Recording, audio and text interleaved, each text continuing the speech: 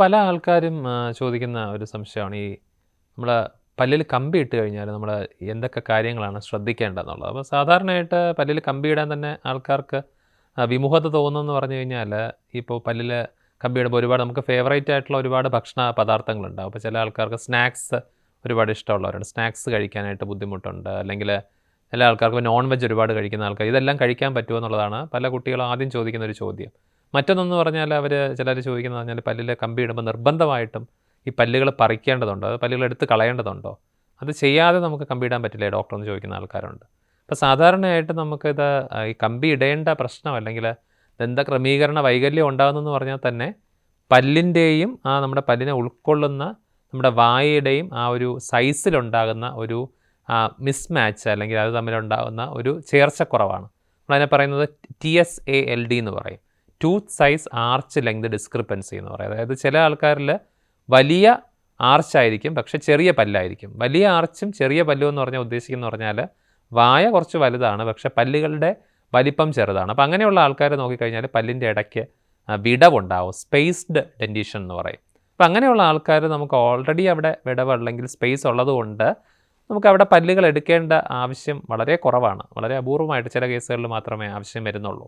അതേസമയം തിരിച്ചുള്ള കണ്ടീഷനാണെന്നുണ്ടെങ്കിൽ ചെറിയ ആർച്ചും വലിയ പല്ലുകളും, അതായത് tooth size arch length discrepancy തന്നെയാണ്, പക്ഷേ ഇവിടെ ഓപ്പോസിറ്റ് നേരത്തെ പറഞ്ഞതിൻ്റെ നേരെ വിപരീതമാണ്. ചെറിയ വായയിൽ വലിയ പല്ലുകളാണ്. അപ്പോൾ ഉള്ള പല്ലുകൾ തന്നെ വളരെ ഞെരുങ്ങിയാണ് ഇരിക്കുന്നത്, അല്ലെങ്കിൽ ചില പല്ലുകൾ വന്നിട്ടില്ല, ചില പല്ലുകൾ സ്പേസ് ഇല്ലാതെ എല്ലിൻ്റെ അടിയിൽ കുടുങ്ങി കിടക്കുന്ന അവസ്ഥയും വരെ വരാറുണ്ട്. ഇപ്പോൾ ചില കേസുകളിൽ പല്ലുകളെന്ന് പറഞ്ഞാൽ ഇപ്പോൾ കോമ്പല്ല് ചിലപ്പോൾ മേളിലോട്ട് പോയി, അവിടെ നോർമലി ആർച്ചിന് ഇരിക്കാനായിട്ട് സ്ഥലമില്ലാതെ പല്ല് മേളിലോട്ട് പോയി. അപ്പോൾ അങ്ങനെയുള്ള കേസുകളിൽ നമുക്ക് തീർച്ചയായിട്ടും പല്ലുകൾ എടുത്തു കഴിഞ്ഞാൽ മാത്രമേ ഈ മേളിലോട്ട് അല്ലെങ്കിൽ നിര തെറ്റി നിൽക്കുന്ന പല്ലിനെ നിര ഒപ്പിച്ചിട്ട് കൃത്യമായിട്ടുള്ള രീതിയിലേക്ക് പുനഃക്രമീകരിക്കാൻ സാധിക്കുകയുള്ളൂ. അപ്പോൾ അങ്ങനെയുള്ള അവസ്ഥയിൽ തീർച്ചയായിട്ടും പല്ലുകൾ എടുക്കേണ്ടതായിട്ട് വരും. അപ്പോൾ ചിലർ ചോദിക്കും ഒരു പല്ലെടുത്താൽ പോരെ, അപ്പം ബാക്കി 4 പല്ല് എന്തിനാണ് എടുക്കുന്നതെന്ന് വെച്ച് കഴിഞ്ഞാൽ, അപ്പോൾ ഒരു പല്ലെടുക്കുമ്പോഴുള്ള പ്രശ്നം എന്ന് പറഞ്ഞു കഴിഞ്ഞാൽ നമ്മൾ പറയും മിഡ് ലൈൻ ഡീവിയേഷൻ എന്ന് പറയും. ഇപ്പോൾ നമ്മൾ ഇടത് ഭാഗത്തെ ഒരു പല്ലാണ് എടുത്തു കഴിഞ്ഞാൽ തീർച്ചയായിട്ടും എടുത്ത വശത്തോട്ടൊരു കോടലിനുള്ള സാധ്യതയുണ്ട്. അപ്പോൾ അതിനെ ഒന്ന് സിമെട്രി ആക്കാൻ വേണ്ടിയിട്ട്, അതിനൊന്ന് ബാലൻസ് ചെയ്യാൻ വേണ്ടിയിട്ടാണ് നമ്മൾ ഇപ്പോൾ മുകളിലത്തെ വായിൽ ഇടത് സൈഡിൽ ഒരു പല്ല് എടുത്തിട്ടുണ്ടെങ്കിൽ തീർച്ചയായിട്ടും അതേ പല്ല് അതിന് തത്തുല്യമായിട്ടുള്ള പല്ല് വലത് സൈഡിൽ നിന്ന് എടുക്കുക. എന്നാൽ മാത്രമേ ലാസ്റ്റ് നമ്മൾ ഒതുക്കുമ്പോഴത്തേക്കും കൃത്യമായിട്ട് ഈ കമ്പി അഴിക്കുമ്പോഴത്തേക്ക് ഈ മുഖത്തിൻ്റെ ആ ഒരു സെൻട്രൽ എന്ന് പറഞ്ഞാൽ മിഡ് ലൈൻ കറക്റ്റായിട്ട് കോയിൻസൈഡ് ചെയ്യുകയുള്ളൂ. അല്ലെങ്കിൽ എങ്ങോട്ടാണോ ഒരു സൈഡിൽ മാത്രമേ പല്ലെടുത്തിട്ടുണ്ടെങ്കിൽ ആ സൈഡിലോട്ട് ഒരു ചെറിയൊരു കോഡൽ, ഒരു മിഡ് ലൈൻ ഷിഫ്റ്റ് എന്ന് പറയും, അത് വരാനുള്ള സാധ്യതയുണ്ട്. ഇനി നമ്മൾ താഴെ എടുത്തിട്ട് മുകളിലെടുത്തില്ല എന്നുണ്ടെങ്കിൽ ഇതുപോലെ തന്നെയുള്ള പ്രശ്നം വരാം.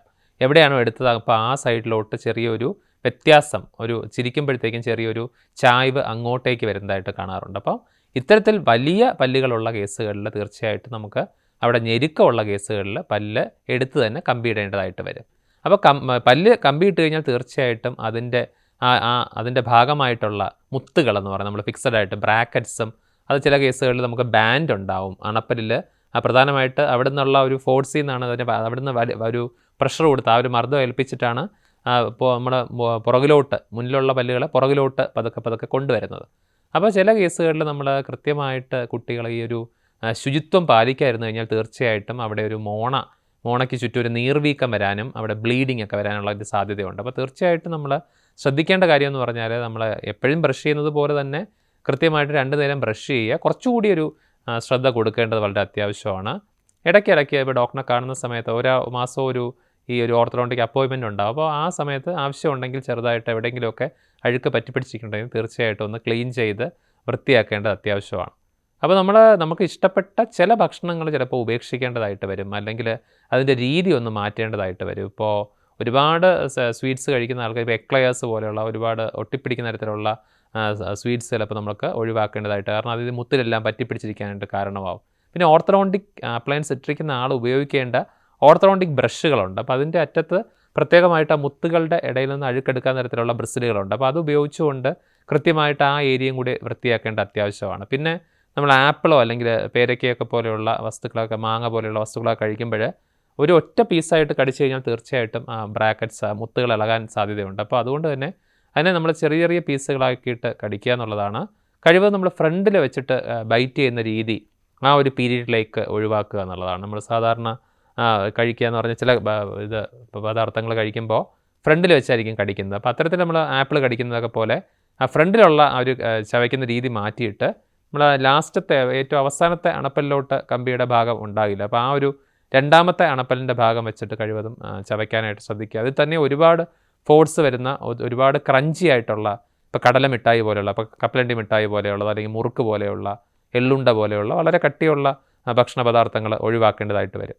എന്നാൽ ഈ പറഞ്ഞ പ്രശ്നങ്ങളെല്ലാം തന്നെ നമുക്ക് അവോയ്ഡ് ചെയ്യാൻ സാധിക്കുന്ന തരത്തിലുള്ള പുതിയ ഒരു രീതിയാണ് വളരെ സുതാര്യമായിട്ടുള്ള ട്രേസ് ഉപയോഗിച്ചുകൊണ്ടുള്ള ഉപകരണങ്ങളെ നമ്മൾ പറയുന്നത് ക്ലിയർ അലൈനേഴ്സ് എന്ന് പറയും. പക്ഷേ അലൈനേഴ്സിൻ്റെ ഒരു പ്രത്യേകത എന്ന് പറഞ്ഞു കഴിഞ്ഞാൽ ഇത് കുറച്ചുകൂടി നമുക്ക് ട്രീറ്റ്മെൻറ്റിൻ്റെ ടൈം കുറയ്ക്കാനായിട്ട് സാധിക്കും. സാധാരണയുള്ള പരമ്പരാഗതമായിട്ടുള്ള കമ്പിയിടുന്ന ചികിത്സയ്ക്കൊരു 1.5 വർഷമൊക്കെ എടുക്കുന്നുണ്ടെങ്കിൽ ഇത് ചിലപ്പോൾ നമുക്കൊരു 6 മാസം കൊണ്ടോ 8 മാസം കൊണ്ടോ ഒക്കെ അതിൻ്റെ ദൈർഘ്യം നമുക്ക് കുറയ്ക്കാൻ സാധിക്കും.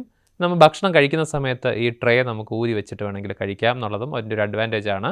പിന്നെ ഇത് ഇത്തരത്തിലൊരു ഉപകരണം ഇട്ടിരിക്കുന്നു എന്നുള്ളൊരു തോന്നൽ തന്നെ ഉണ്ടാകില്ല. വളരെ സുതാര്യമാണ്. അതുകൊണ്ട് തന്നെ അത്രയും ക്ലോസ് ആയിട്ട് നിന്നാൽ മാത്രമേ നമുക്കത് അങ്ങനെ ഒരു അപ്ലയൻസ് ധരിച്ചിരിക്കുന്നു തന്നെ മനസ്സിലാകുകയുള്ളൂ. അപ്പോൾ പക്ഷേ നമ്മുടെ കൺവെൻഷണൽ രീതിയായിട്ട് കമ്പയർ ചെയ്യുമ്പോൾ അതിൻ്റെ കുറച്ചുകൂടി കോസ്റ്റ് കൂടുതലാണെന്നുള്ളതാണ്. അപ്പോൾ തീർച്ചയായിട്ടും ആ ഒരു ട്രേസ് അനുസരിച്ചിട്ടാണ്, എത്ര ട്രേസ് വേണമെന്ന് കമ്പ്യൂട്ടറാണ് ആ ഒരു സോഫ്റ്റ്വെയറിലൂടെ നിർണ്ണയിക്കുന്നത്.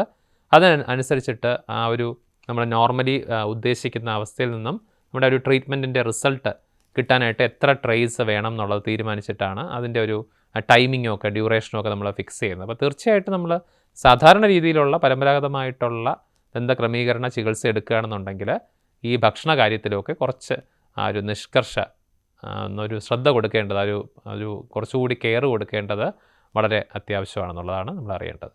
നമസ്കാരം.